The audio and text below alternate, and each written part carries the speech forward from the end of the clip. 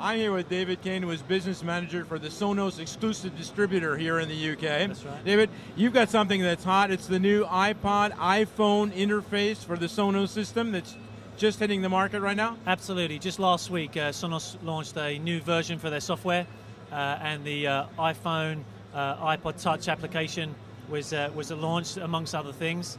But maybe I can talk you through it. And can you give us a quick demo? Let me hold that for you.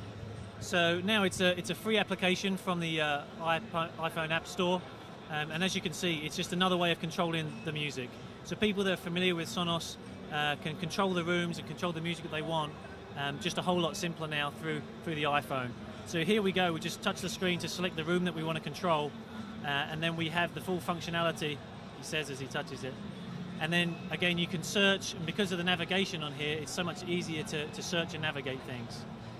Just to lead on from that, one of the other things that we announced last week was the integration of Last.fm. So those that are familiar with Last.fm, it's a personalized radio station.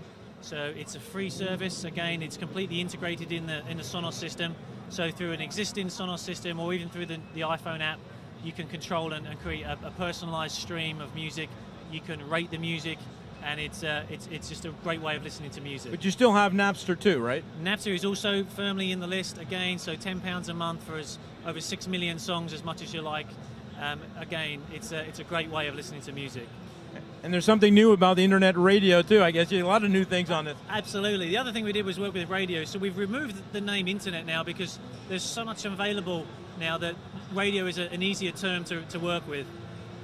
Before, the Sonos out of the box came with about 400 preloaded stations. It now has 15,000 that you can search from. And with the iPhone application as well, it just makes it easier to search. So quite simply, we can search for either local stations. We tell it where we live and it will bring us the local stations automatically. Or we can just search specific things. As we can see from the application, we can search for a station if we know the name of it. Or again, it does podcasts, listen again services as well. So again, we can hit shows and we can search for a particular show. So if I just type in Wogan, we can see if Terry Wogan has done a show lately, which I'm hoping he has. And again, it brings us up all the recent shows and things that have happened lately. So again, I can listen to Wake Up to Wogan, not that I would, and again, play that back just as if we're playing something from our own music library or through Napster. So again, it's just a great way of listening to radio and makes it so much easier to do.